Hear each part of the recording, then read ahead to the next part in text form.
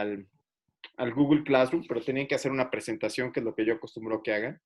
Entonces, la primera clase, por ejemplo, este sábado van a hacer una presentación y la siguiente clase va a ser un trabajo que es hacer una revisión sistemática de su tema. Entonces, mi esperanza es que al terminar esta clase ustedes puedan llegar a tener una revisión sistemática más o menos modesta para que fundamente el estudio que ustedes tienen. Por ahí ya empecé a ver algunos trabajos que me mandaron, y claro que una revisión sistemática habla de, es distinto a un original, ¿no? Y entonces yo quiero que se acoplen a una pregunta que podría ser resuelta con una revisión sistemática.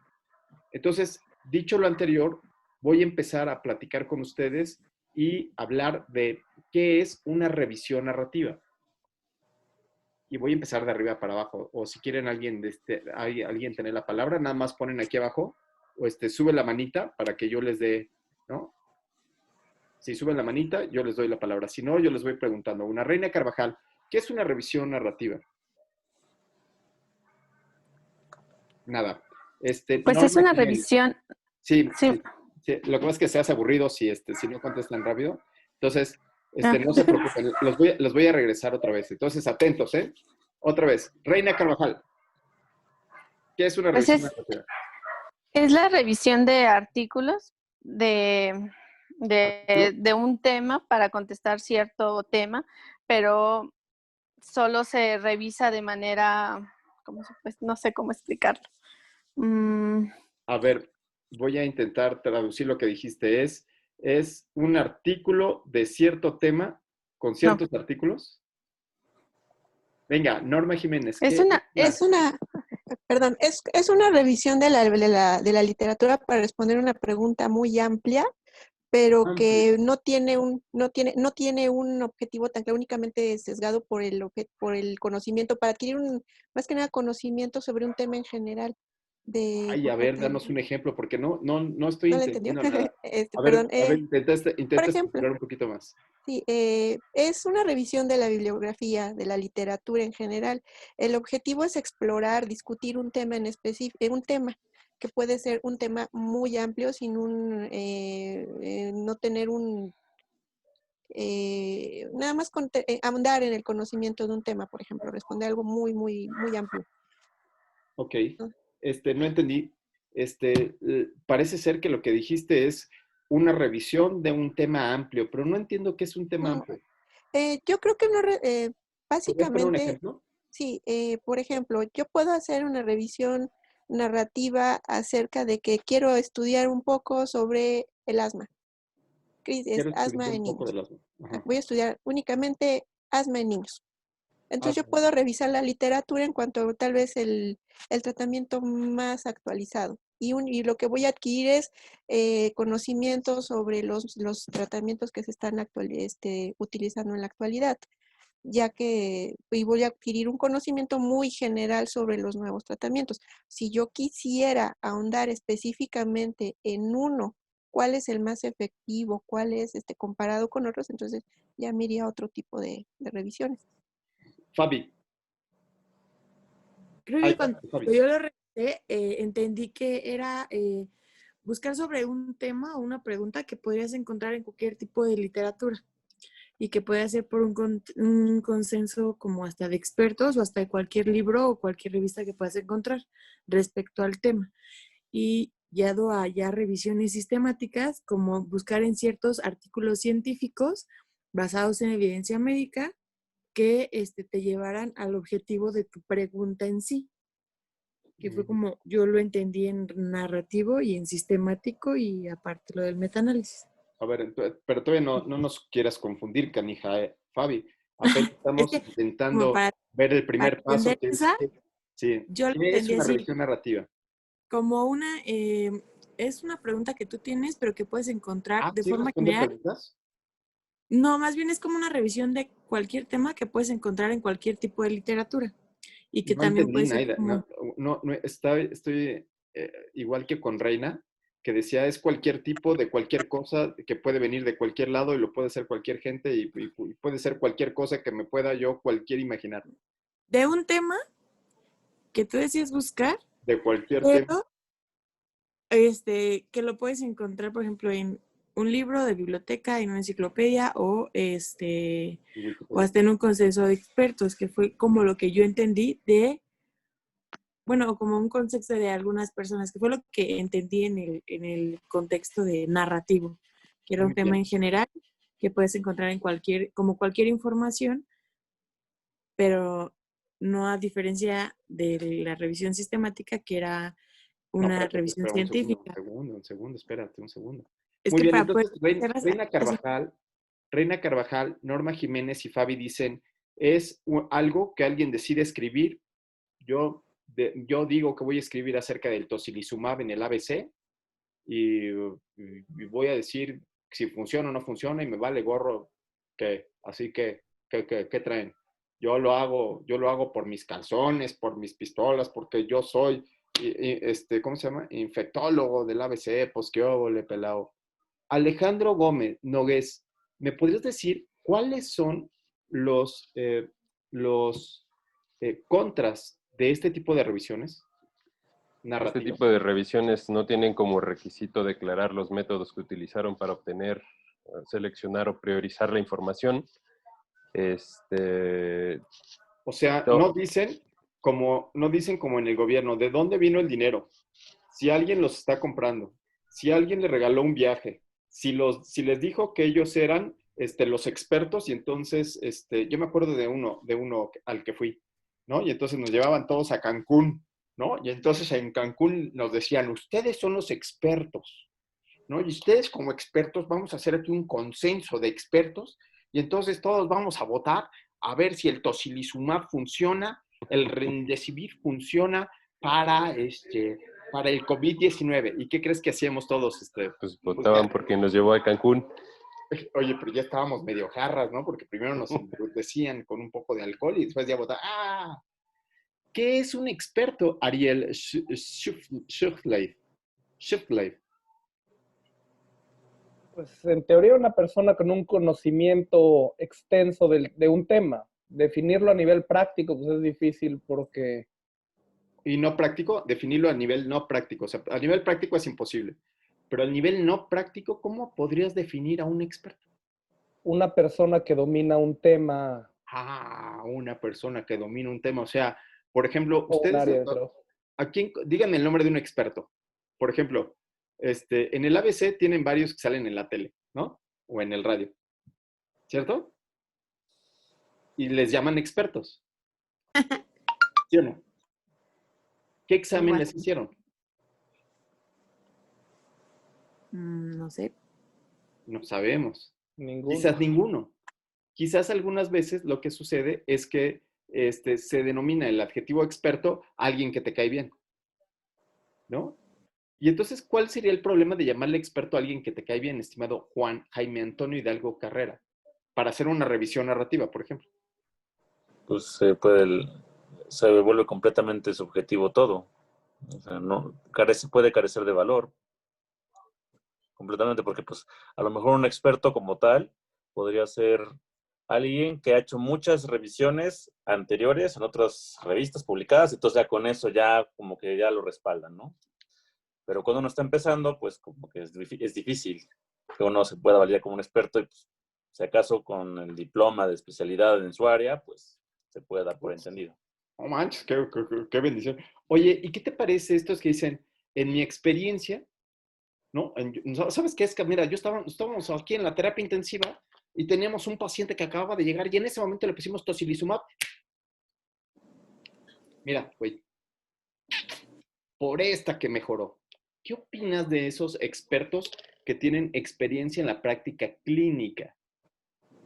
Experiencia en la práctica clínica. Jimena Muciño. Pues lo que pasa es que para definir alguien como experto debería de tener como varios componentes, ¿no? Ok, sí, sale, me gusta. ¿Qué componentes le Entonces, pondríamos a un experto? el primero sería Ariel dijo que que... estaba bien difícil, pero a ver tú, ¿qué componentes Ajá, crees que el primero sería el componente práctico, ¿no? práctico? Ajá, Ajá, es decir, que tenga experiencia. ¿Tenga experiencia en qué? Por ejemplo, alguien puede decir, yo he leído 687 libros sobre hacer baches y jamás ha hecho un bache, entonces no tiene experiencia práctica, Claro, un ¿no? ginecólogo no podría tener ninguna experiencia práctica porque nunca ha sido mamá, ¿cierto? Entonces, Bueno, ginecólogos hombres, no, bórralos. no, pero Los por Urólogos, ejemplo, geriatras tampoco nunca han sido viejitos. los geriatras nunca han sido viejitos, entonces bórralos. Pero sí, no, No, no, no, no, que nos no, dejan a no los me refiero a eso, oncólogos. Sí, sino sí, que sí, tu haya punto me tenido, gusta, me gusta tu punto, Jimé. no, uno, que tenga experiencia práctica en el medio, dos, que tenga formación académica validada, tres, que tenga experiencia en participación, eh, En ir a Cancún a un congreso. sí, no, y otro elemento que Y sería que no más se emborrache distintivo es mucho la porque valoración de pares, vomita ¿no? en la alberca. Ajá. Exacto, en la alberca o en el bar. Ajá. Entonces sería el componente práctico, el académico y la validación de pares, ¿no? Ok, bueno, algo que les quiero decir es que en el mundo se está intentando quitar esa palabra de experto. Entonces, esa palabra de experto la cambiamos por evidencia. No es lo que dice Ariel, ni es lo que dice Alejandro, sino es lo que salió en el resultado de la tesis de Alejandro. Entonces, es preferible que Alejandro nos muestre los resultados de su estudio, a diferencia de lo que pasaba antes, ¿no? Que podría venir un colega que decía, pues yo he hecho 50 circuncisiones y todas me han quedado muy bien, ¿sí? A hacer un estudio de corte que tenga que ver con todo eso. Pero Omar González Marcos, cuéntame, iPad de Fabi, ¿tienes la mano levantada? ¿Quieres tener la palabra? Ah, no, eso fue anteriormente. Ah, bueno, la bajamos. Aquí te la bajo. Ya estás. Omar González Marcos, ¿cuáles son los riesgos de esta literatura? Esta Nancy está jugando con nosotros. No, se encuentran en el nivel más bajo de la evidencia de las revisiones sistemáticas, porque Igual cuentan México con... está en el nivel más bajo de todo, de corrupción y todo, y aún aquí estamos vivitos y coleando. Bueno, hay algunos que se escapan de México y se van a vivir a Estados Unidos porque pues, allá les pagan más, allá tienen mejor internet, etcétera. Sí, está ese riesgo, pero finalmente es uno de los riesgos que presenta este tipo de revisiones narrativas, ya que tampoco declaran la metodología que siguen. Ni la metodología, ni declaran si les pagaron Exactamente. para hacerlas, ¿no? Entonces, allí está Ujú. medio rudo. ¿Alguna otra cosa ruda que vean de estas revisiones narrativas? También que el autor nunca nos dice cómo llega a las conclusiones, que es muy subjetivo, ¿no? Sí, imagínate que te dicen, hola, buenos días. Las mastografías sirven muy bien por estas. Váyase a hacer usted la mastografía, ¿no? Y salgan en el radio. Yo, ¿no? Decía por aquí, ¿quién hablaba de la experiencia? Hablaba Paulina. Decía, yo soy una persona que ha hecho muchas mastografías y se los juro que las he detectado. ¿Qué les parecería a ese experto que escribe eso? Bueno, vamos a verlo. Entonces, Es un poco como lo que ahora dicen del dióxido de cloro, ¿no? exacto. Exacto, es como el que dicen del dióxido de cloro, que dicen del tocilizumab, que dicen del remdesivir, ¿no? Entonces, hablar sin evidencia es muy triste. Y entonces, por ejemplo, si yo me meto a PubMed, ¿están viendo mi pantalla? Sí. Si yo me meto a Google y voy y busco indicaciones de mastografía, puedo encontrar estas locuras como la norma oficial mexicana, que no la voy a revisar ni que Dios me tenga en su santa gloria, o puedo ver las guías de la CENETEC, que también uno ve las guías de la CENETEC y se persina, ¿no? Y dices, ay, Diosito santo. Pero vean ustedes cómo lo que puedo encontrar son este tipo de artículos. Es un artículo hecho en la Facultad de Medicina de la máxima casa de estudios. ¿Qué creen que diga esto? ¿De qué creen que se trata esto? Además de tener una foto muy buena. Omar.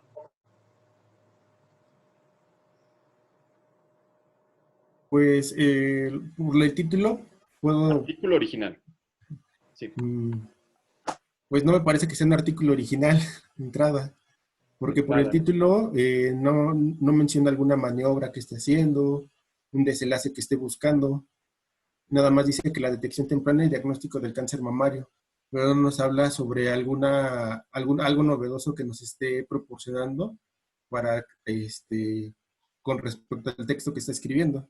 Ahora imagínate que tú fueras un estudiante de medicina y como estudiante de medicina tú vieras la revista de tu facultad y encontraras este artículo original y, y lees el resumen. Entonces, ¿qué les parece si le pedimos a Jaime, perdón, a Paulina, si nos lee el resumen? Ok. El aumento global en la frecuencia del cáncer mamario ha sido más preocupante en las naciones con economías en desarrollo como la nuestra, donde las carencias en infraestructura, culturales y en la comunicación fallan para difundir la gravedad del problema y los mecanismos para su detección precoz y tratamiento adecuado. Hasta ahí le dejamos. ¿Qué dijo? ¿Qué dijo? O sea, puede ser así como nuestro presidente, ¿no? O sea, habla de todo, pero no habla de nada. ¿De veras? O sea, ¿te cae que hay un aumento global de la frecuencia de cáncer mamario? ¿Es en serio? O sea, ¿se ha detectado? ¿Hay números para respaldar eso? Y si hay números, ¿por qué no lo pone? ¿No? Las carencias de infraestructura y culturales y de la comunicación fallan para difundir la gravedad del problema. ¡Juata! O sea, uno empieza a leer esto y dices, Dios mío, mejor voy a leer a Corín Tellado, ¿no? Mejor leo a a Harry Potter, es más divertido, ¿no? ¿Quién quiere seguir leyendo? Aquí en las cifras de mortalidad. ¿Shalha?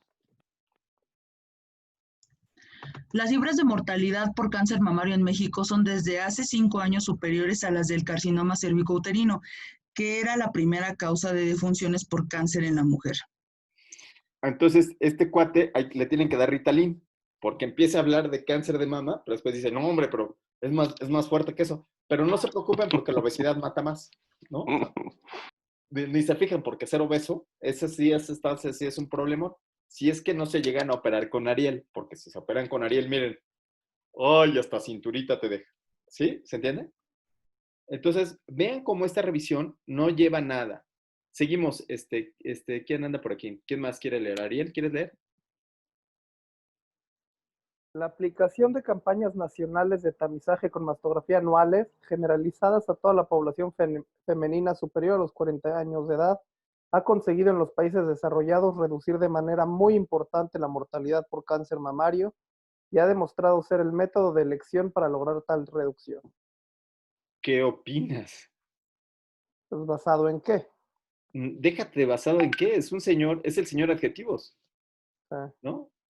Buenos días, hola, buenos días, yo me llamo el señor adjetivos y entonces soy muy importante y he conseguido ya he hecho muchas cosas muy padres y recuerden que nosotros en medicina no usamos adjetivos calificativos, ¿no? O sea, los adjetivos calificativos tendría que decir, señora, está usted muy fea, ¿no?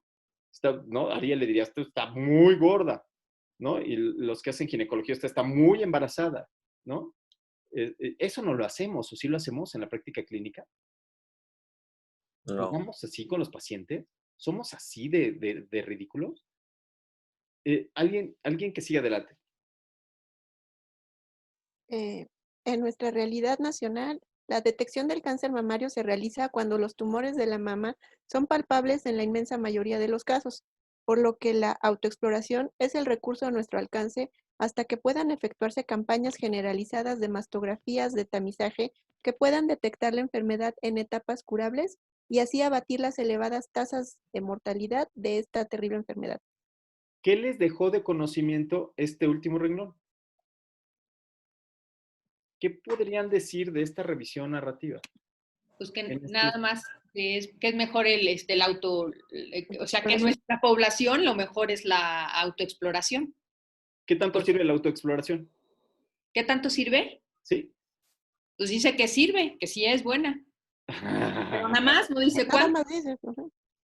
Ok, a ver, pero tú dime si es buena, entonces tú la recomendarías, tú le dirías a alguien, oye, pues ya leí un artículo de la Facultad de Medicina de la UNAM, güey. y ahí son expertos porque pues ya hicieron lo que viene siendo la maestría, son especialistas y escribieron una revista de una facultad de medicina. Son expertos, ¿cierto? Cumple con todos los La requisitos. experiencia que dice Jimena. Lo que dice Jimena, ¿no? Ella ya está demostrada la experiencia. Y este que sabe de experiencia manda a hacer autoexploración.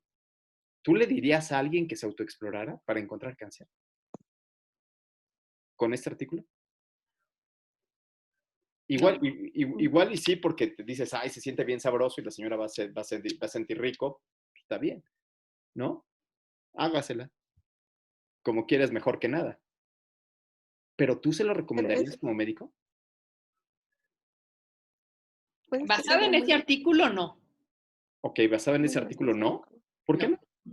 Pues porque no me está diciendo cuánto se detectan por exploración, autoexploración, a diferencia de con mastografía o... Yo lo que te quiero decir es que muchas personas que leen este tipo de artículos y dicen, mira, yo leí un artículo científico original de la Facultad de Medicina de la UNAM, que es la mejor facultad que hay en el planeta Tierra, ¿no? Y a ellos dicen que sí. ¿Y las mastografías? No tenemos recursos, eso es lo que dice ahí. Bueno, pero si usted que son ricos, ustedes que están en el ABC y son millonarios, uy, uy, uy, qué ricos, como los ositos montes, así, de esos dulces que, uy, uy, uy, qué rico. Sandra Velázquez, ¿tú le mandarías? ¿Tú le recomendarías una mastografía porque dice el artículo? O sea, no. Dependiendo en base a qué. En ese artículo. No. ¿No? Con base en ese artículo, ¿no? Porque no, es su literatura.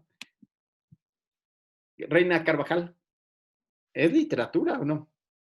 Es una revisión de un experto en una buena revista de la Facultad de Medicina. Reinita, ¿qué opinas tú? Pues no habla de la sensibilidad o especificidad que tenga el estudio, nada. No hay manera de hacer estudios de sensibilidad y especificidad en cáncer de mama, ¿no? Que te diga la patóloga, ¿no? O sea, habría que hacerles mastografía. El estándar de oro es la biopsia y había que biopsiar a todas las señoras sanas en lugares que no hay. Entonces, no hay manera de que se haga un estudio así. Lo único que habría es evaluarlo a largo plazo.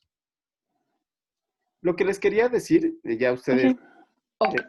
Bueno, no sé si ya pueda yo volver a decir algo. Sí, Sandra, por supuesto. O sea, vaya, obviamente ese artículo si lo lee, no sé, mi mamá, puede ser que le interese lo Marta que está de baile. viendo. Exacto. Exacto, este es uno de los tipos artículos que en la radio pueden decir, ah, claro, encontré hoy que dice aquí que el autoexplorarse es muy bueno. Pero yo, Sandra Velázquez, pues necesito que me vendan la información.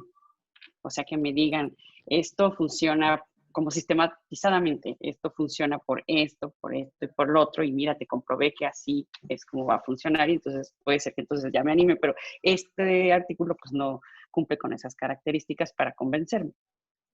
Ok, pues bueno, de eso se trata esta clase. Esta clase se trata de intentar, a ustedes, ciudadanos del Internet, intentar decirles que no todo lo que se dice en Internet es cierto, ¿no? Entonces, lo que a mí me gustaría mucho es que dejáramos de creer en los Reyes Magos, en Santa Claus, poco a poco.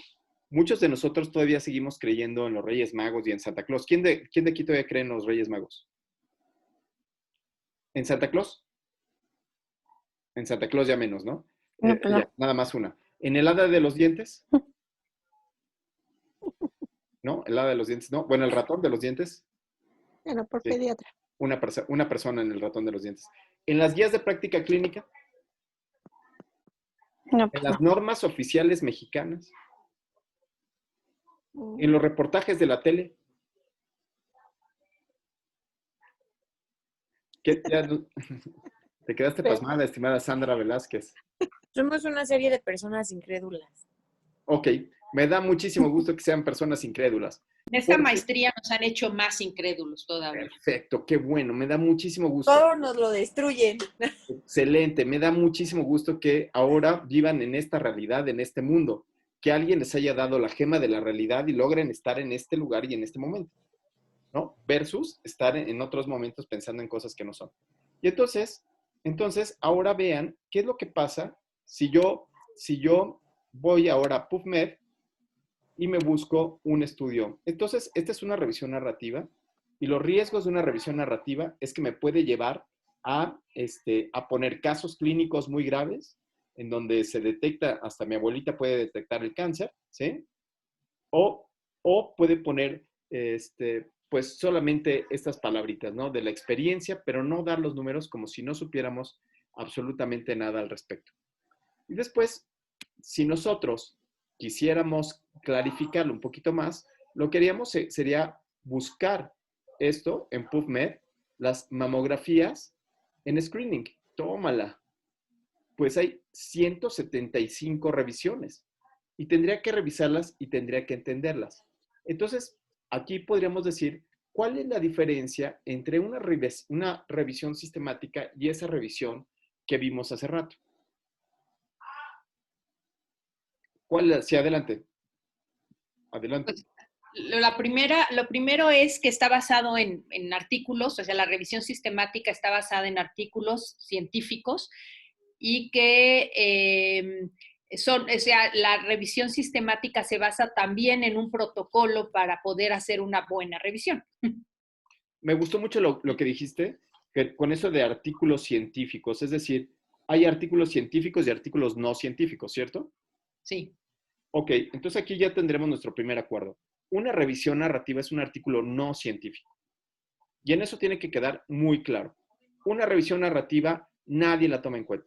Es una exégesis, es un punto de vista, ¿no? Es alguien que va a dar su punto de vista, pero no necesariamente tiene que estar basados en artículos científicos. ¿Eso queda claro? Sí. Ahora, ¿cuáles serían tiene cierta validez las revisiones narrativas? Porque Claro. a lo mejor es un acercamiento hacia el tema en donde lo ves en forma global y luego ya podrás irte a una revisión sistemática, pero tampoco podemos desechar las narraciones, claro. las narrativas. Sí, claro, sería como desechar el Quijote de la Mancha. El Quijote de la Mancha es una revisión narrativa de muchos temas que ocurrieron en ese punto. ¿Y es malo el libro? ¿El amor en tiempos de cólera es malo?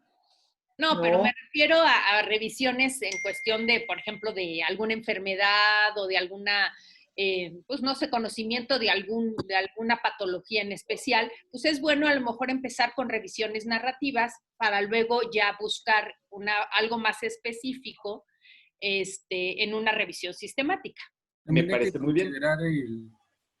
¿Para qué público va dirigido, no? Ah, sí, ¿tú crees que el público, o sea, tú Bueno, crees que haya de público a público? Pues sí, porque por ejemplo las revisiones narrativas, pues finalmente no van a ser para un público, por ejemplo, los médicos que están en el área clínica, pues no tendrían tanto valor o tanto significado, a diferencia a lo mejor de un estudiante de preparatoria que no tiene el conocimiento de estadística o de fisiología, que pueda entender. ¿Qué te parece platicar de esta revisión de la Facultad de Medicina de la UNAM? ¿A quién va dirigida? ¿Esta sí tiene derecho a engañar al público? No tendría el derecho, pero pues, iría dirigida más a una población no tan, pues que tenga no un acercamiento tan amplio con el conocimiento de esta enfermedad. ¿A quién va dirigido? Bueno, la revista sí le está dirigiendo para personas que tienen conocimiento de la salud. ¿Tú crees que esto no es muy dañino? O sea, ¿te imaginas que esto sale a la luz y el estudiante de la Facultad de Medicina se queda con la idea de que sirve una mastografía?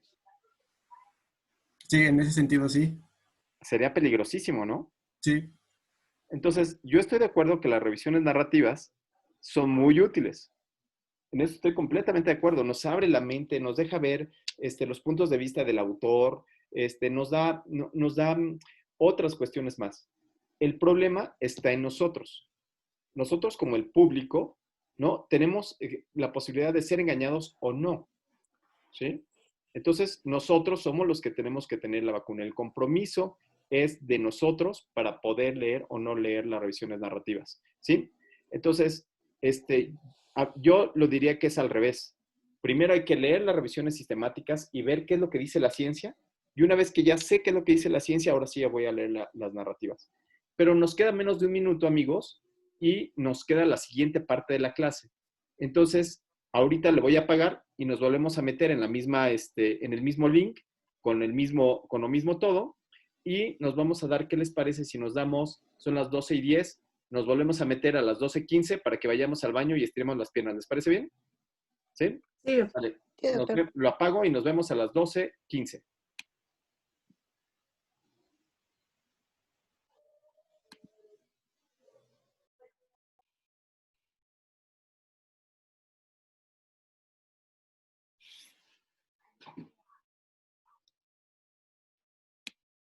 Hola, hola, hola.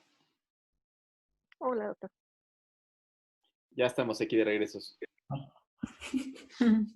Muy bien. Bueno, entonces, los puntos de acuerdo que quedamos es que una revisión narrativa es muy peligrosa y debe de comerse con mucho detenimiento. Entonces, al revés de lo que había mencionado, no es una buena puerta de entrada, sino más bien es algo para los que ya saben mucho. No es para los que no saben.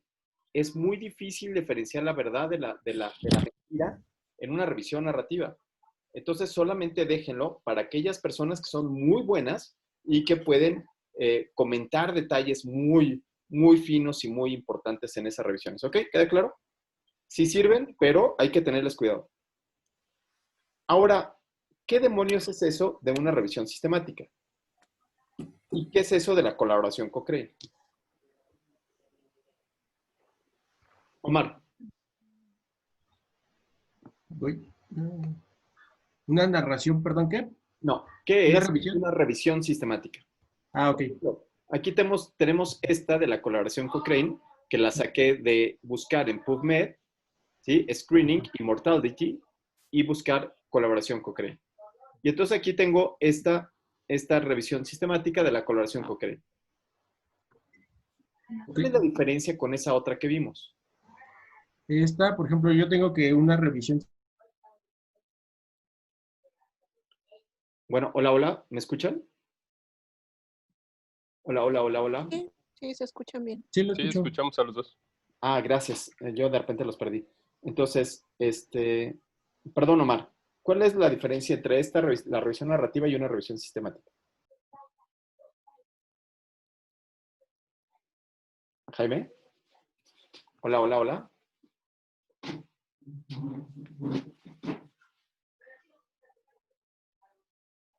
Gaviota, ¿estás usando el internet? ¿No?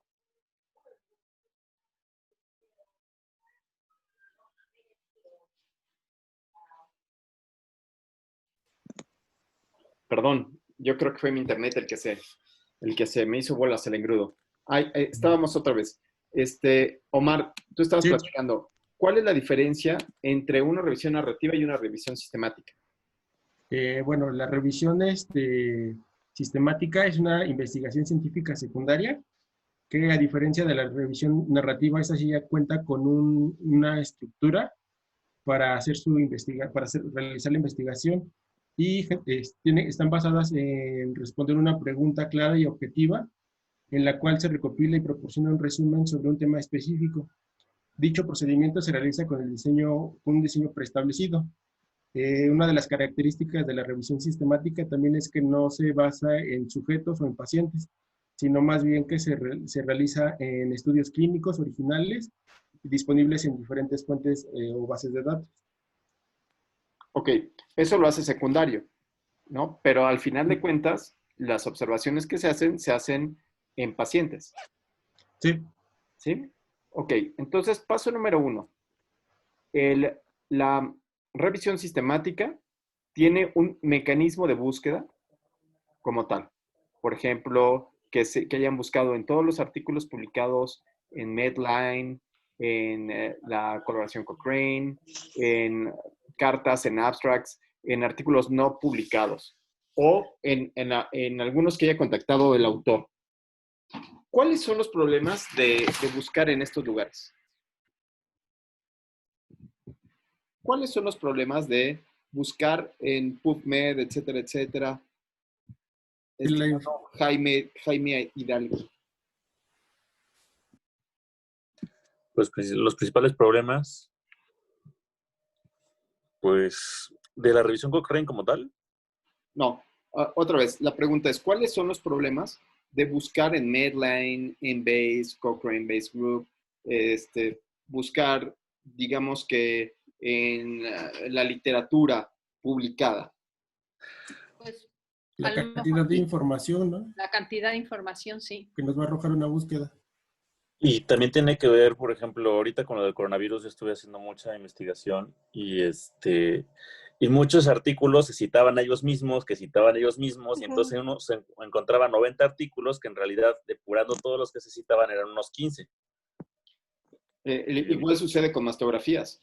Igual sucede, o sea, hay un montón de revisiones narrativas, ¿no? Pero hay 5 ensayos clínicos. También yo creo que porque estamos cayendo en un sesgo de selección, ¿no? Porque no tomamos en cuenta también otro tipo de literatura, la literatura gris, que también puede tener grandes aportaciones y que muchas veces nosotros desechamos porque no están en estos sitios, ¿no? ¿Qué es eso de literatura gris? Es, por ejemplo, los repositorios de tesis, literatura que no está indexada a lo mejor, ¿no? En lo que es a nivel de online y que no lo encontramos tan fácilmente, pero que sí, muchas veces pueden darnos ideas o a esa literatura es que le hacemos el sesgo de idioma, ¿no? Que si no es en inglés, no es válido. Oye, pero ¿y por qué es tan importante esa literatura gris? ¿Por qué no se publican esas cosas, esas tesis? ¿Cuál es la principal razón por la cual esas tesis no se publican? Falta de interés del autor. Falta de interés del autor. A lo mejor los resultados que tienen El autor es medio flojón. No quieren publicarlos o no hayan llegado a los resultados que realmente querían como para compartirlos, o que realmente lo hayan intentado y que la revista no los haya aceptado, ¿no? O que hayan aspirado. La razón es clásico. Casi siempre son resultados negativos. Entonces, cuando uno tiene resultados negativos de sus tesis, casi son muy difíciles de publicarse, ¿no? Cuando tú publicas algo que sí funciona, que tiene una P significativa o que te ahorra algo de dinero, entonces todo el mundo te lo quiere publicar. Pero si no aporta absolutamente nada, prácticamente esas cosas no se alcanzan a publicar, ¿sí? Y entonces, esa es una de las principales razones. Ok, pero bueno, es lo que hay. Y entonces las revisiones tienen ese sesgo, sí es cierto. Y después, había dicho el buen Omar, perdón, había platicado que tienen un protocolo. Cuando hoy en día se tienen que publicar los protocolos, entonces en PubMed, por ejemplo, lo que pueden ver es que ya se están publicando protocolos como tal, para que no haya que a Chuchita la bolsearon, ¿sí? Entonces, cuando yo voy a publicar una revisión sistemática, me tengo que meter a un lugar que se llama Próspero. ¿Alguien ha oído hablar de eso? No, la verdad no. No. Próspero es un lugar en donde se van es un repositorio de protocolos de revisiones sistemáticas. Entonces, en este repositorio de revisiones sistemáticas, uno aplica su revisión sistemática y te dicen si esa pregunta ya está contestada, si alguien ya hizo un estudio que es igualito al que tú estás mostrando, pero además de todo, son unas lacras, ¿no? Son unas ladillas estos de Próspero. Porque ¿Te roban ideas? ¿Mandé? No te roban ideas, no. Ahí, una vez que lo metes ahí, tu ¿Te idea cobran? está, ¿Te cobran? Nada, no te cobran nada. Te exigen que lo publiques. Si pasan más de 6 meses que tú metiste tu revisión y no la has publicado, dicen, ¿qué hubo, amigo? ¿Dónde está? ¿No que muy sabroso? ¿No que querías hacer una revisión? Órale, échale. Entonces estás recibiendo correos electrónicos y está muy bonito. A mí me gusta muchísimo porque estos cuates te impulsan a que sean publicados y son sujetos que ayudan a hacer las revisiones. ¿Ok? Entonces, las revisiones sistemáticas tienen su método. ¿Ok? Disculpa, ¿cómo te ayudan? O sea, ¿te dan como las pautas o tú solamente metes en el sistema la idea o tu nombre de lo que quieres hacer y ellos te van como orientando qué artículos o qué revisiones o cómo es la ayuda, pues? No hay ninguna ayuda. Ah, es que como dice, te ayudan, y dije yo, ¿cómo? ¿Sabes qué? Es que hay O te algunos de obligan. nosotros, Bien. hay algunos de nosotros que necesitamos que nos piquen las costillas, ¿no? Ah, y Entonces, por trae ejemplo, uno. Ariel no ha publicado su tesis de residencia. Y entonces aquí estamos nosotros para decirle, pinche Ariel, ya publica tu tesis de la residencia. No, es que no he tenido tiempo, porque es que ahora me vine a operar acá a Estados Unidos y los gringos les hace falta muchos cirujanos. En México los gringos México no necesitan cirujanos, y acá en Estados Unidos sí se necesitan los cirujanos. Y entonces él, en lugar de publicar sus resultados, ¿qué creen que hizo? Se fue. Se largó, nos abandonó, dejó a sus paisanos por un puño de dólares, lo compraron, ¿no? ¿Sí se Ay, entiende? Entonces, sí, ya. muchas veces lo que necesitas es eso. Sin embargo, la colaboración Cochrane, ese es otro rollo. Ahí Y en tienes, perdón, en Prospecto puedes tú revisar artículos que no se han publicado. claro, en Prospera ahí viene la lista de todos los artículos que están registrados. Entonces ahí podemos investigar. Claro, sí, Ah, puedes ver si hay alguien que está hablando de ese tema. Ujú. Otro lugar que está eso es el Cochrane Base, es la base de datos de Cochrane. Entonces, la base de datos de Cochrane también permite hacer esa búsqueda de qué es lo que se está haciendo. Cochrane es completamente distinto. Cochrane, aquí sí te ayudan. No sé quién dijo, quién fue el que decía que si te ayudaban. Yo, Fabi. ¿Eh? Fabi. iPad de Fabi eres. Sí, es Antes que eras no Fabi, lo pero ahora es ya. iPad de Fabi. Sé que era una iPad, máquina. Fabi, exactamente Cochrane lo que hace es que tú le mandas tu pregunta de investigación, solamente la pregunta con pico, haces un formato pico y haces como una especie de resumen, lo mandas y si es que pasa, lo que ellos hacen es que ellos te dan los mecanismos de búsqueda, te dan los artículos, el chorro de artículos que tienes que hacer y tienen a 2 personas que están viendo cómo se llevó a cabo el proyecto. Cochrane ayuda mucho más y esto permite que las revisiones de Cochrane sean revisiones que son más precisas. Ok. Además, están actualizando cada 5 años, ¿no? Y entonces, aquí les voy a presentar esta porque quería que vieran la diferencia entre este artículo de aquí que dice, casi dice, hágase la mastografía, y esta revisión sistemática de Cochrane, ¿sí? Que aquí me la robé en Sci-Hub, ¿no? Utilicen Sci-Hub. Sci-Hub es la maravilla de maravillas. Sí. ¿No? El conocimiento para todos. Y entonces aquí lo que él hace es que va detallando cada uno de los estudios. Y entonces vamos a ver, por ejemplo, entonces te da el detalle y dice, bueno, la comparación entre la mastografía o no hacer nada. O que a las señoras no les haga nada de nada, no tocar, ¿no? O sea, que a la señora solamente la toque quien ella quiere que la toque. Nadie más. Y mucho menos un médico manchado, aprovechado, ¿no? Que sabe que no funciona, ni modo que los médicos no sepan que no funciona, ¿no? Ni modo que haya médicos que digan, ¡ay, sí funciona en mi experiencia!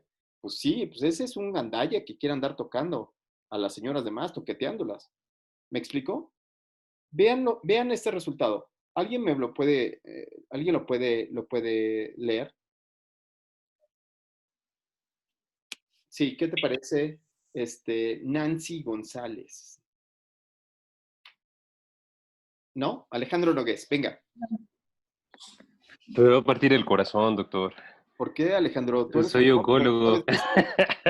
Mire, dice aquí que es una revisión sistemática de los estudios. A ti te ponen del lado izquierdo todos los estudios y te ponen una línea donde es la unidad del riesgo relativo y el intervalo que atraviesa cada uno. Y Pero primero empieza a leer de arriba abajo, no seas canijo.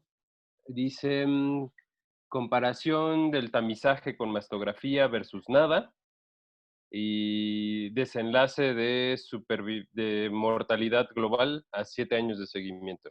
Muy bien, Oscar. ¿Podrías hacer la palabra pico? Sí, entonces la población sería mujeres, no te dice aquí la edad, pero supongo que son más de 40 años. La intervención es la mastografía de tamizaje, la comparativa es no tamizaje. No y el tocar, besos y abrazos. A esa área solamente besos y abrazos. A las señoras no se les toca. Ujú. ¿Sí? Y El desenlace. el desenlace es la mortalidad global a 7 años de seguimiento. Ok, ¿queda claro lo que están buscando? Sí. Sí. ¿Cuál es la pregunta que queremos hacer como médicos? Si la mortalidad a 7 años de seguimiento disminuye haciendo mastografía comparado con no hacer mastografía Yo en diría que al revés, o mujeres. sea, si incrementa la mortalidad, si incrementa la sobrevida, la supervivencia en las mujeres que reciben una mastografía. Ujú. ¿Ok? Y después, muy bien, aquí viene la comparación, que es mastografía versus besos y abrazos, ¿no? Besos versus nada. Ujú. El desenlace es la mortalidad a 7 años. Y Sí. después aquí, ¿qué es lo que viene? ¿Qué dice aquí? La calidad de los datos media. ¿Ok? Entonces, aquí dice, no puedo combinar peras con manzanas, porque hay quien ha combinado, por ejemplo, estudios de cohorte contra ensayos clínicos, o estudios de casos y controles contra ensayos Claro. clínicos. Y entonces lo que decimos es que tengan cuidado con los metaanálisis, porque eso puede hacer que sea ¿no? Que sea un licuado de plátano y no te sepa a nada, ¿no? Porque le echaste un poquito de vainilla y ya no sabe ni a plátano, ni a vainilla, ni a nada. ¿Sí? Entonces aquí te dice, solamente puedo combinar lo combinable. En este caso son estudios de mediana calidad. Muy bien. Y entonces ahora Alejandro Nogués, Alejandro Sí. Nogués, Sí. bueno, tú eres oncólogo. ¿Qué es lo que dicen esos 3 estudios? Quedan en la unidad. El de Canadá, ¿qué dice? El de Canadá te da un riesgo de 1.02, que va de 0.82 a 1.27, quiere decir que no hay una reducción de la mortalidad. ¿Qué le dirías a tus pacientes? Que basados en este estudio no podemos recomendar mastografías para disminuir la mortalidad. Para detectar cáncer. Bueno, ahí dice para disminuir la mortalidad. Ok. Sí, tienes toda la razón. O sea, una cosa distinta es detectar cáncer y otra cosa distinta es la mortalidad, porque igual y sí los detecta. Ajá, pero no que se salve. no impacta eso en la mortalidad. Exactamente. Pero bueno, y si la detección hace obviamente que se den tratamientos y con esto disminuye la mortalidad. No, Pero está aquí solamente del estudio como tal y como seguimiento del estudio, que es lo que quieren valorar, ¿no? Del realizarse ese estudio. Así es. Entonces, No del tratamiento que le vas a administrar porque se detectó con el estudio. Exacto. Porque puede ser que estés tratando a mujeres que no tengan cáncer. Rodolfo. Sí, Perdón. Sí, Ariel. Nada más, yo creo que ver la mortalidad global no tiene mucho valor. ¿No? En el sentido porque debería ser mortalidad en pacientes con cáncer de mama. Ok, ya Porque más adelante está. Tendríamos que ver de la mortalidad global cuántos se mueren por cáncer de mama y en cuántos podríamos impactar. Porque si el cáncer de mama, no me sé los números y lo estoy inventando, pero si el 0.5% de las muertes anuales es por cáncer de mama, pues entonces estamos comparando a 99.5% de la población, nunca va a llegar a una relevancia clínica. No digo que sí la haya, porque también puedes hacerlo bien y que no haya nada, pero digo, esta información no tiene mucho valor. Sí, esos son los análisis que se van haciendo poco a poco. Y entonces después hay uno que es solamente para mujeres que, así como tú lo dices, que murieron con el diagnóstico de cáncer de mama, ¿no? Entonces, sin embargo, cuando tú haces un ensayo clínico, en el protocolo tú dices que es la mortalidad por cualquier causa. En un protocolo como ensayo clínico donde yo voy a hacer el seguimiento durante 7 años. ¿Me explico? ¿Por qué? Porque puede ser que haya una señora que le hayan detectado una lesión muy pequeñita y que haya ido al hospital y que debido a que se fue al hospital, llegó al hospital y ella adquirió COVID y se murió. Y entonces tú lo que quieres hacer primero es la atribución, si ir a hacerse la mastografía y hacer todo lo demás es una causa de muerte. Te voy a platicar de otro estudio, el estudio de los antihistamínicos. Entonces, cuando se hizo el estudio de los antihistamínicos, se descubrió que las personas que tomaban antihistamínicos se morían más que los que no tomaban. ¿Por qué? Porque los que tomaban antihistamínicos estaban enfermos. Porque los que tomaban antihistamínicos estaban somnolientos y tenían más accidentes. Entonces lo que se hizo fue cambiar la agrupación y decir, por favor, si usted toma un antihistamínico, no salga. ¿Sí? Entonces, un protocolo tiene que ver con esto, con el seguimiento. ¿Para qué? Imagínate que yo soy oncólogo, Alejandro Nogués. Ay, no, Dios me agarre confesado. Alejandro, ¿tú para qué tratas a tus pacientes con cáncer? Para mejorar su calidad de vida y... Ah, sí, bueno, ¿para depende. mejorar la calidad de vida o para qué vida? Depende. ¿En qué escenario? El que Metastásico, el que tú local, quieras, como oncólogo general. pues digamos, si ¿Cuál es tu local, razón? para que no regrese la enfermedad en un escenario local, para disminuir la probabilidad de que regrese. En un metastásico, sin duda, es ampliar o prolongar la vida y mejorar la calidad de vida. Pero en realidad es para no dañarlos, ¿no? O sea, por ejemplo, si tú encuentras un Claro. cáncer benigno, no le vas a dar con todo, ¿sí? No, pues no. No, pues no. ¿Y aquí qué te parece? ¿Qué te parece esto? Pues aquí, en este de aquí, pues, te dice que no hay beneficio en la mortalidad, ¿no? Así es. Uh-huh. O sea, se mueren igual a las que les hago mastografía y a las que no. Así es. Así es. Y aquí hay otros que son de menor calidad, que son estudios de corte. En nuestro estudio de corte, aquí sí hay un artículo, solamente uno, que dice que sí tiene un efecto significativo a favor. ¿Queda claro? Uh-huh. ¿Aquí qué dice? ¿Tú qué interpretarías con este? Que si hago una mastografía tiene 9% más de probabilidad de no morir a 7 años en comparación con que si no se le hiciera. Pero el intervalo de confianza se me hace que no lo estás leyendo.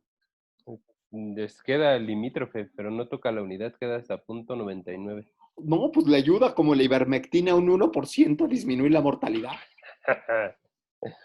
¿No? Sí.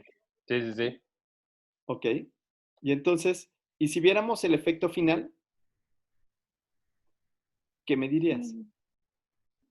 Que en promedio de estos estudios, el riesgo relativo es de 0.99, cada de 0.96 a 1.2, ¿no? O sea, no hay un beneficio en la mortalidad de hacer mastografías. Ok. ¿Y si lo hacemos ahora con seguimiento a 13 años? Es similar, es lo mismo, 1.01. ¿Y si lo hiciéramos en mujeres jóvenes? Aquí ya encontramos ya un poquito más de disparidad en los datos.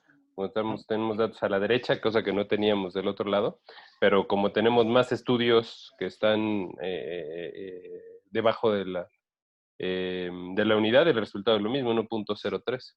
O sea, en mujeres menores de 50 años no se las hagan, porque hasta les puede ir peor. Eso dicen esos estudios en mortalidad. En mortalidad. Uh-huh. Y tú lo que quieres es evitarle la muerte, ¿no? A una señora con cáncer de mama, ¿o qué es lo que le quieres evitar? Yo más bien creo que la detección, ¿no? Estadísticamente, el dato más fuerte es la mortalidad, sin duda, ¿no? O sea, cuando tú le dices a una señora, por ejemplo, si tú encuentras una lesión benigna, uh-huh, ¿por qué no se la quitas? Porque no tendrá beneficio de que se la quite. ¿Beneficio? De hecho, es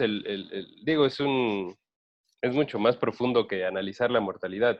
Digo, para los estadistas y más ahorita que estoy estudiando la maestría, entiendo que mortalidad es el desenlace más fuerte. Pero como dice Ariel, y ahí lo apoyo en cuanto a la detección. Ay, sí, Ariel ya se vendió a los Estados Unidos como la mitad de nuestro territorio. Digamos, o sea, haciendo un número necesario de tratarse es altísimo, ¿no? Para poder detectar un cáncer de mama. Y de hecho tiene también el meollo de que pues, también sobretratamos, ¿no? Porque dicen, bueno, pero la parte de los que encontraste, hubiera sido el mismo tratamiento si lo encuentras ahorita o en 3 años, ¿no? Entonces, pues, estás operando de más, estamos dando quimio de más. Pero también, pues, digo, hay que analizar, como dice también Paulina, pues la detección, ¿no? Estos pacientes que se alcanzaron a detectar en etapa temprana. Por ejemplo, en etapas, cuando haces un análisis en cuanto a las etapas que encuentras por mastografía contra no hacerlo, sí encuentras más pacientes en etapas tempranas y entonces esos pacientes van a vivir más. Muy bien. No. Lo único que te quiero decir es que yo confío en ti y si tú dices que ya lo leíste, está bien. Lo que yo te digo es que una revisión sistemática, lo que intenta buscar son todas estas preguntas, para que no haya esto de que, no, güey, yo en mi experiencia sí, no, una vez leí un artículo que sí. Aquí te están mostrando los ensayos clínicos de mujeres que no tenían cáncer, que en el estado basal no tenían cáncer, y las fueron siguiendo en el tiempo para ver, uno, cuántas mujeres les dio cáncer, y dos, si la detección oportuna efectivamente demuestra que lo más difícil es cuando te dicen que Santa Claus es tu papá o tu mamá, ¿no? ¿Qué sintieron cuando les dijeron que Santa Claus eran sus papás? Ah, bueno, los que no sepan, háganlo así. Jimena, ¿qué sentiste cuando te dijeron que como oncólogo que la mastografía o que el Papá Nicolau no servía? ¿Qué se siente? ¿Qué se siente en primer lugar? ¿Qué creen ustedes que sentirían? Así, hola, buenos días. No, mano, pues el Papá Nicolau es una tomada de pelo, la mastografía nada más es una jalada. Negación. Negación. No, lo primero que dirías es, no, güey, yo leí un artículo, mis maestros lo han hecho toda la vida. Muy bien. ¿Qué otra cosa es O más bien como, me engañaron, ¿no? Malditos. Me engañaron mis papás. ¿Ustedes se sentían mal porque sus papás les regalaban cosas en Navidad? Sí. ¿Sí? ¿Porque los engañaron o por qué se sentían? Ah, sí, por el engaño, por el engaño. ¿Se siente feo el engaño? ¿Me han engañado con esa ilusión? Ya no lo voy a hacer con mi hijo. Mi hijo estoy seguro que sabe perfectamente que no existen, pero en Navidad pide y pide. Y pide bonito, ¿eh? O sea, no crean que pide así como si fuera gabacho. O sea, pide un Xbox y pide PlayStation. ¿Qué más se siente? Además de, primero negación, o sea, no es cierto, porque yo lo leí en otro lado. ¿Qué otra cosa? Enojo. Frustración. Frustración. Tristeza. ¿Tú sientes tristeza, Alejandro? No, doctor. No siente nada. No, Él va a seguir mandándoles, ¿no? Si lo invitan al radio, fíjense. No, pues sí. Si me llevan a Cancún. Si me llevan a Cancún, que hasta les hacemos con Cito Brush, ¿no? El Papá Nicolau con Cito Brush o Ya ven que hacen cosas novedosas y que no tienen ninguna utilidad, ¿no? En términos clínicos, ¿no? O sea, sí tienen utilidad en términos económicos, ¿no? Dicen, no, güey, pues es que si no les hacemos Papá Nicolaos, ¿a cuál vamos a operar?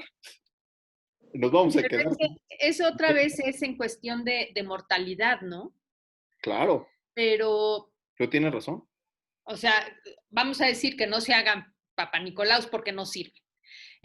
Porque no disminuye la mortalidad. Por eso, no disminuye la mortalidad, pero yo creo que sí la aumentaría si no se hacen porque entonces no se detectan en etapas tempranas y entonces sí, efectivamente, se mueren.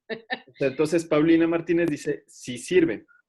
Yo digo que sí. En un ensayo clínico con seguimiento a 14 años de la colaboración Cochrane, en donde se hacen meticulosamente cada uno de los seguimientos y se demuestra que no hay diferencias. Pero es que yo no sé, o sea, aquí no me están diciendo si estos pacientes que se detectaron se trataron o no se trataron.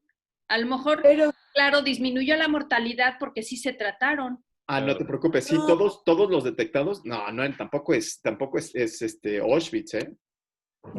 Lo que pasa es que depende de lo que estés buscando, ¿no? Porque vuelvo a lo mismo, la doctora Pau dice, es que no sé si se trataron o no se trataron, pero lo que está buscando esa revisión sistemática es solamente si el estudio te disminuye la mortalidad, el hecho de hacerte el estudio es lo que te va a dar una disminución en la mortalidad, ¿no? Entonces, creo que tiene mucho que ver en el contexto de la pregunta, como usted lo dice, o sea, de la pregunta y la duda que tengas, porque a lo mejor es solamente respecto al hacerte el estudio, pero no te está hablando de las pacientes que se hicieron el estudio, se trataron y por el tratamiento disminuyeron la mortalidad. Yo considero eso en la revisión sistemática. De hecho, tal cual lo dice Nancy, Soy el iPad, doctor. ¿Eh? Ah, y eres el iPad, perdón. Tal cual como lo dice iPad. Maldita sea, o sea, ¿por qué dejan estos profesores en la náhuac? De verdad es que no, los deberían dejar en la UNAM, ya que ¿no? Bueno, pero nos dejaron pasar. Tal cual lo dice Fabi, en los protocolos, todos los pacientes que eran detectados, obviamente que todos recibieron tratamiento por un oncólogo en centros como los de Nueva York, como los de Cincinnati, como los de Houston. O sea, no te quiero decir que esto es Auschwitz, o sea que, ay, sí, güey, te lo detecté y no te digo nada. ¿Te imaginas eso? No, pues eso sería Por antiético. eso, pero eso va a influir, o sea, a fuerzas influye en la mortalidad. No nada más fue el hacer o no el estudio, sino el darle tratamiento a un estudio, a un diagnóstico temprano gracias a un estudio. Eso es a lo que yo me refiero, que no puedo yo valorar la mortalidad de un estudio si aparte del estudio se le hizo un tratamiento o no se le hizo un tratamiento. Ok, bueno, lo que te En quiero teoría, decir, aquí en teoría igual a las otras personas que no se hicieron el estudio, que les detectan por cualquier otro motivo, las van a tratar. así es, Entonces, todos reciben los dos tratamiento. grupos van a quedar en el grupo de tratamiento. Lo único es que a uno se le hizo el estudio de tamizaje y al otro no. Lo que están diciendo es si el tamizaje funciona con mastografía. Porque puede ser que una mujer vaya porque siente una bola y vaya corriendo con el médico y reciba tratamiento. Pero aquí lo que digo es si la mastografía es la que funciona. Entonces, Doctor, sí, está padre perdón. la discusión, ¿eh? Doctor, es que hay dos tipos para hacer mastografía, hay como dos criterios para hacerla. Uno es tamizaje, para yo saber si en este momento estoy bien, y la gran mayoría de las pacientes con tamizaje, los hallazgos que encontramos por mastografías son benignos, la gran mayoría. ¿Podrías leer aquí lo que dice? Aquí arriba. Diagnóstico. Comparación 1. Screening. Ajá. ¿Qué significa screening? Pues un método de tamizaje. Exacto. Para ver si tienes o no Todas algo. las señoras que están aquí, todas las señoras, tenían aquí, eran sanas cuando entraron al estudio. Claro. No tenían nada. Yo creo que lo que como tamizaje. a lo que se refiere Nancy es que la mayoría de las mastografías por tamizaje son benignas y no tienen alteraciones. Es decir, tu número de eventos que vas a encontrar en tamizaje son muy poquitos, pero es que el número necesario a tratar es altísimo. Y por eso es que no hay un impacto en la mortalidad, porque estás comparando más del 95% que vas a encontrar benigno contra 5 que sí. Entonces, creo que están comparando. La otra opción es que se haga por valoración diagnóstica. Yo voy para buscarme algo porque tengo algo, porque yo me sentí algo, porque mi mamá tiene cáncer de mama, porque tengo BCRA1 o por algo más. Eso es, siento que tal vez pueda estar un poco... Las revisiones sistemáticas, a diferencia de las revisiones narrativas, no hablan de esto de lo que estás hablando. Tienen una pregunta precisa. La pregunta precisa en este caso es screening. No es si se la tomaron para estadificación, para estadificar el nivel de no sé qué, que es una cuestión completamente distinta. Este es screening. Ajá. Esta es, si yo que estoy sana me va a ayudar. Y esta es la pregunta que tenía Ariel. Dice, bueno, ahora tomemos en cuenta solamente las mujeres que estaban muertas con el diagnóstico de cáncer. Solamente a las que se murieron con diagnóstico de cáncer. ¿Nos podrías leer esto, Ariel, rápidamente, porque nos quedan 6 minutos?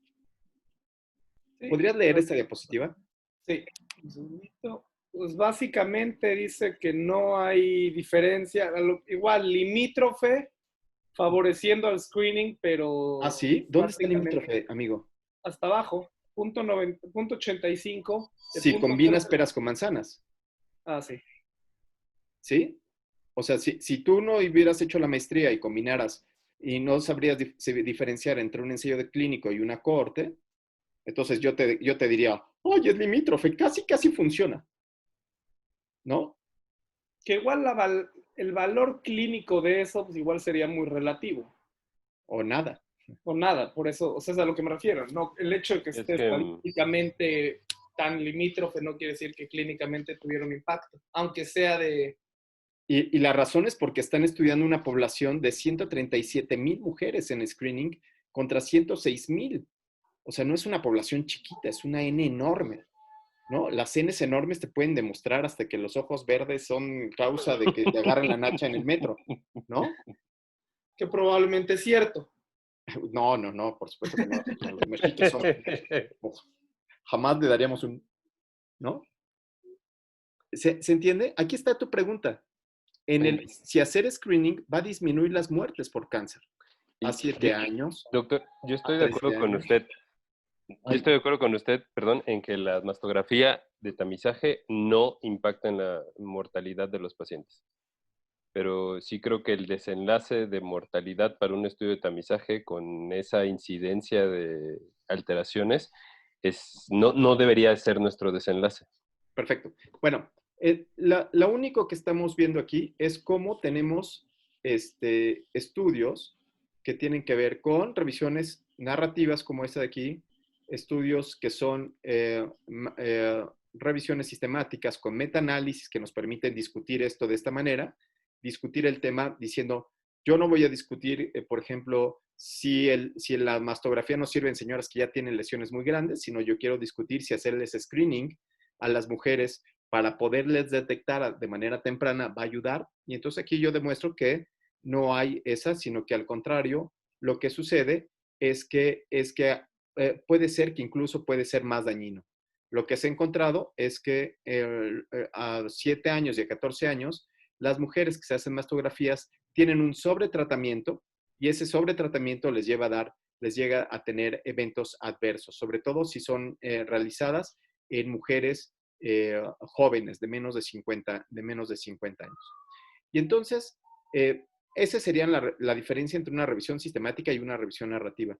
Y después de eso, tenemos otro tipo de estudios más que se llaman network metaanálisis. Ya nos quedan 3 minutos, entonces ya no nos va a dar tiempo de hablar de los network metaanálisis. Y entonces, quizás para la siguiente clase podamos empezar platicando de qué es un network metaanálisis. Por ejemplo, hay muchos ejemplos de network metaanálisis. Por ejemplo, aquí yo saqué lo que hacen los network metaanálisis es hacer combinaciones indirectas de medicamentos, como lo que pueden ver aquí en pantalla. Y entonces, en muchas de las ocasiones, los medicamentos no son comparados entre ellos. Por ejemplo, la metformina, ¿no? La metformina no es comparada más que contra placebo, y contra placebo funciona muy bien. Pero si yo quisiera compararla contra otros medicamentos, entonces yo tendría que hacer esto que se llama network metaanálisis. Entonces, network metaanálisis va haciendo estas asociaciones y nos va a dar esos cambios, ¿no? Entonces, yo le recomendaría que leyeran un poquito más de network metaanálisis para que vean cuáles son estas comparaciones entre los medicamentos para ver cuál es mejor entre unos y otros. Tengo una duda. Ay, Paulina, ya se nos acabó el tiempo, ¿lo puedes poner tu duda en el chat o es muy fuerte tu duda, Pau? No, nada más era, o sea, un metaanálisis es lo mismo que un network metaanálisis o son distintos. Son 3 cosas distintas, 4 cosas distintas. La narrativa que es bullshit, ¿no? Ajá. Sistemática. La sistemática, cuando no hay suficientes artículos, nada más hay 1 o 2 y no se puede mezclar entre ellos. Luego el metaanálisis, que también ya mezcla varios estudios, ¿no? Ya mezcla varios estudios de manera matemática porque tienen el mismo diseño. Exacto. ¿Sí? Y los network metaanálisis. Que esos ya comparan diferentes estudios, pero que son diferentes. No que miden lo mismo. Miden lo mismo, solamente que son distintos tratamientos.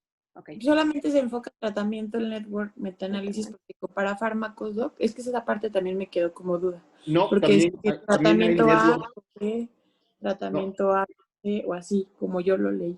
No, también hay network metaanálisis para evaluar factores de riesgo. Ah, perfecto. O sea, no es necesariamente para un tratamiento un fármaco establecido. Exactamente. Hoy queda menos de 1 minuto, entonces solamente quiero decirles cuál es la tarea para la próxima ocasión. La tarea es que en esta ocasión vamos a revisar, vamos a intentar hacer una revisión sistemática. Y entonces en la revisión sistemática que vamos a intentar hacer, lo que necesito es que empiecen a escribir su revisión sistemática. Entonces, por ejemplo, aquí Alejandro Nogués ya nos mandó su tarea. La verdad es que la tarea era para la próxima semana y esta vez íbamos a ver solamente las revisiones.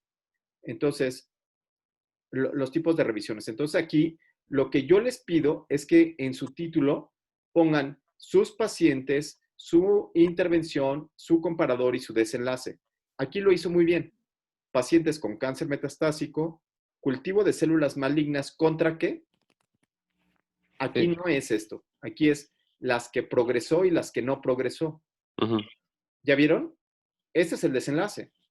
Las que progresan versus las que no progresan. ¿Cuál es la maniobra? ¿Cuál es la maniobra? El cultivo, ¿no? Esa es mi El maniobra. cultivo. Y mi desenlace es la resistencia de a esas drogas. Puede ser que tú tengas unas células que sean resistentes contra otras que no sean resistentes.